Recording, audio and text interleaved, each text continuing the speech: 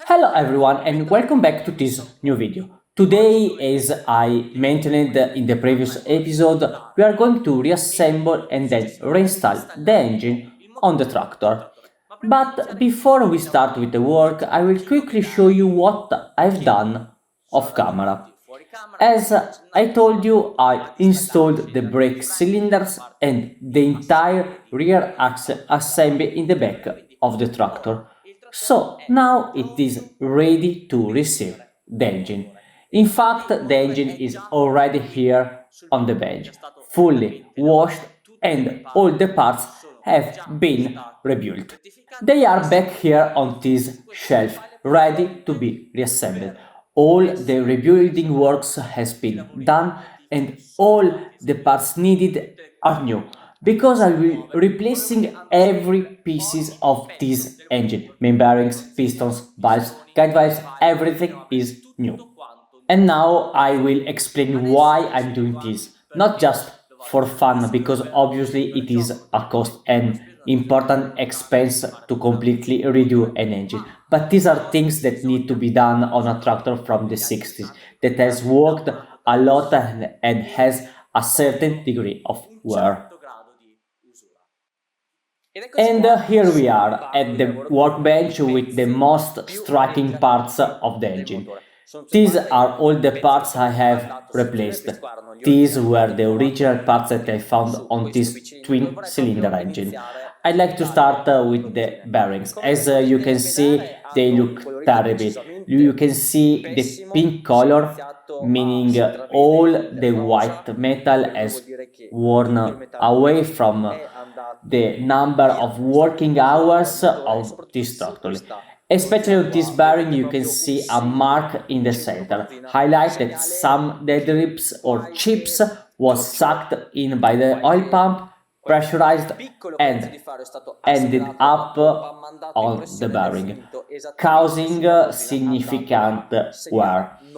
These bearings were destined to fail soon. Here we have the two rod bushings, and as you can see, especially this one had started to move axially, touching the piston and rotating. So the oil inlet hole was not longer aligned with the hole on the rod. These two had to be thrown on the bin and replaced. Moving on the valves, which is the biggest issue. Also, it's hard to show on camera. Look, there is a significant play between the valve stem and the guide. If the camera chooses to collaborate with the autofocus, look at how much it moves. Let's make an easier test. Measuring with the caliper, I set the zero to the stem diameter. As you can see, it's changed by the different position of the caliper, but is acceptable.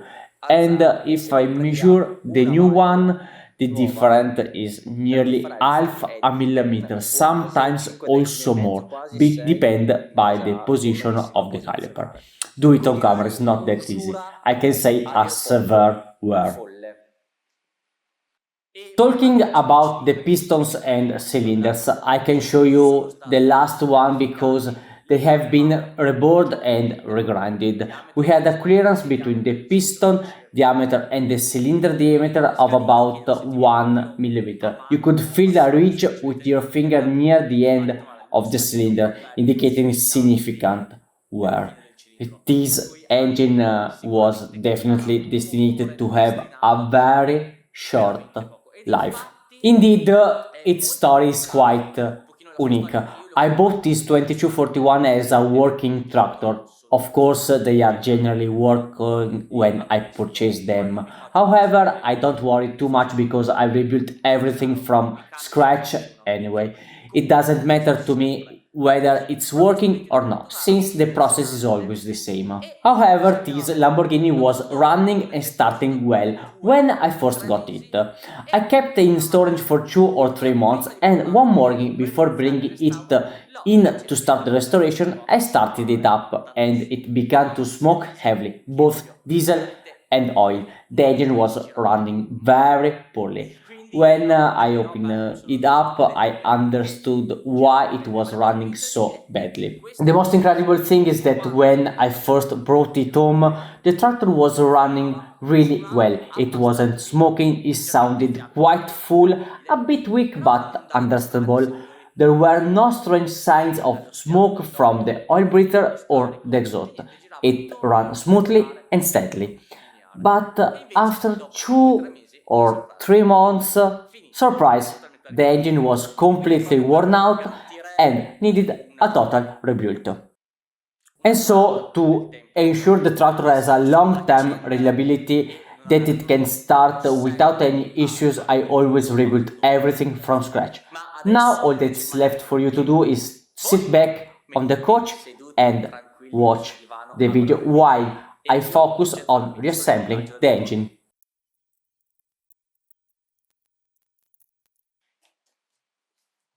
Now that the first main bearing is in place, we can start to slide in the crankshaft with the center main bearing into the engine. Being careful not to damage the crankshaft.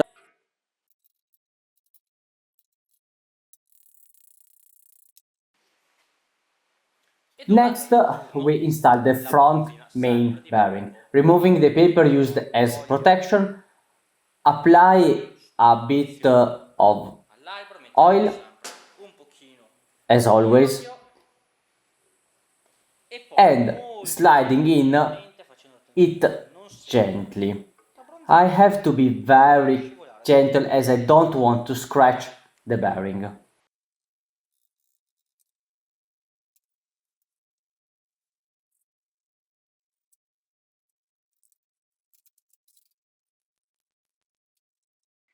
I have installed the entire camshaft assembly. Here you can see its timing gear which is meshed with the crankshaft.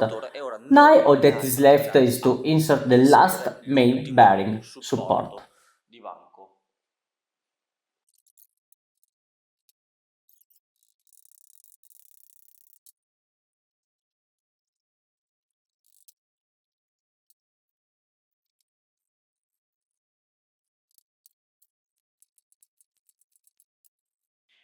After finishing the installation of everything related to the crankshaft, including the main bearing supports and the camshaft, and securing everything inside the engine, it's time to focus on assembling the piston. This involves the cylinder, piston, connecting rod and bearing. Everything here is new. The pistons are brand new as the piston pins. I also replaced the connecting rod bushing to ensure the engine has perfect tolerances. Additionally, I purchased a new set of rod bearings to replace the old worn out ones. So now all that is left is to turn the cylinder, lubricate the new piston with some oil. I will angle the various ring gaps at 120 degrees from each other to ensure they don't align and cause a compression loss. Finally, I will slowly put the piston back in place.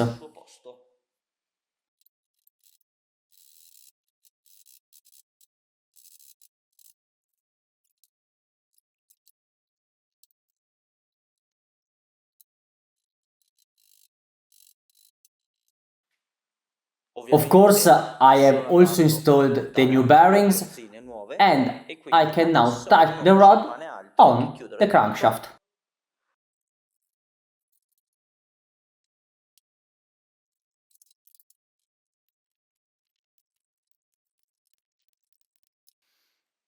Checking that the connecting rod has axial play and, more important, that the engine turns fairly. Naturally, the rings create some friction against the cylinder, but that is normal. Overall, it looks very good. Now I just need to repeat the exact same procedure for the second cylinder. With the crankshaft installed, the connecting rods mounted, and all the bolts checked and tightened twice, we can now reinstall the oil pan and seal the bottom part of the engine for what will be a long time. Just place all the bolts, tighten them up, and the job is done.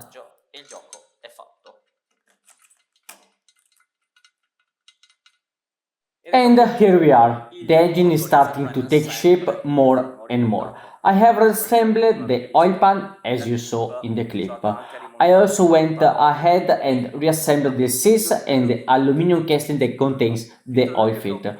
The oil filter, which is located here, as you can see, it looks like a comb, and look at the condition it is. It is really, really dirty.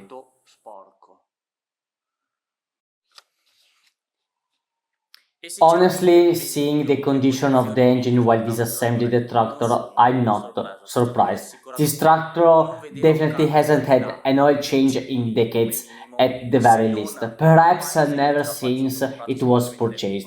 It has simply been continuously topped up but never had the oil completely changed. Obviously, all the dirt was sucked and accumulated on the oil filter, which here surely has never been disassembled. So now all that's left for me to do is to take it apart piece by piece, wash each individual lamella, and I will see you back at the bench for the assembly. And we are back at the workbench. As you can see, I have completely disassembled the oil filter piece by piece. Here we have all the different lamella with their respective spaces. Now all that's left to do is reassemble it. It is a very simple job. I just need to reinsert all the different lamella into the filter, remembering the sequence. First we have the big inner ring, then the spacer for the ring, and finally the upper lamella, which removes impurities from the oil. Now it is just a matter of following and repeating all these steps in succession until the filter is fully reassembled.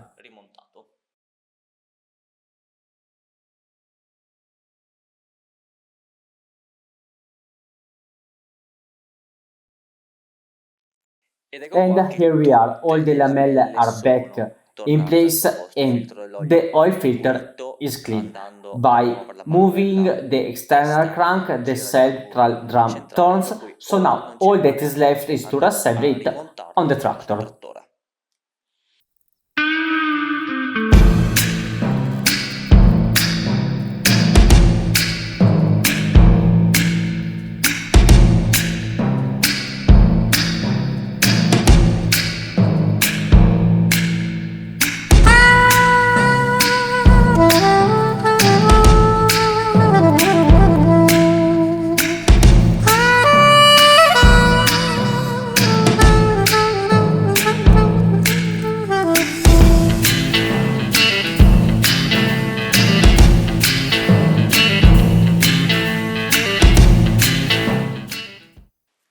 And now everything is ready for the first start. The last thing missing were the two injector pipes, which are now installed and tightening. Now, literally, all that is left to do is press the button. I'm not starting it just to hear how the tractor runs, but to check that everything has been reassembled correctly and that there are no strange noises or knocks. Because one, the tractor is painted, working on the engine will be obviously much more complex and will likely damage the paint job. So now let's go with the first attempt and see how this Lamborghini sound.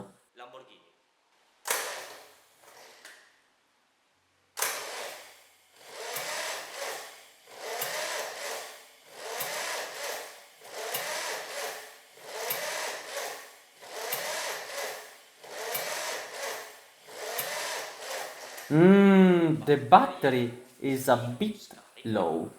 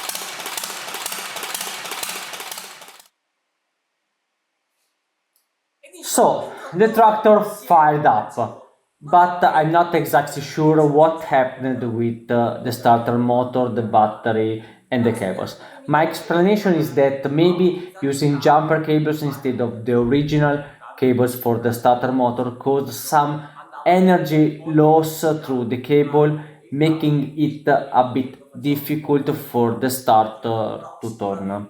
However, this is something I will definitely check once the tractor is painted. I will also overhaul the starter motor to eliminate the possibility that the brushes might be a bit worn out or something else might be causing the issue. So that problem doesn't worry me too much. I'm not too concerned about it. What I wanted to hear today was the engine running. To be sure I could paint it and not end up at the end of the restoration trying to start the engine only to find it running poorly. I'm really satisfied with how it started. I didn't even expect it to start so easily because it reached a point where the starter motor gave it a little rotation and it immediately started up, running smoothly right away without backfiring or anything else. I'm very satisfied and I really like the sound of this twin cylinder. I have to say, the engine turned out great. Now that I have heard it running, checked everything, the oil pressure is good, it's not leaking oil, there are no strange knocks, everything is in order. Now all that is left to do is disassemble it, remove everything, seal all the various holes, the intake one, the exhaust outlets, the engine and transmission oil and so on, and send it to sandblasting. So this episode ends here. This was the second episode of the Lamborghini 2241. Now I'm sending it to the body shop and once it comes back you will see it with a new look, completely transformed because it will be finally repainted in its original Lamborghini light blue. So subscribe to the channel, don't miss the third episode, and I will see you very soon on the channel. Ciao!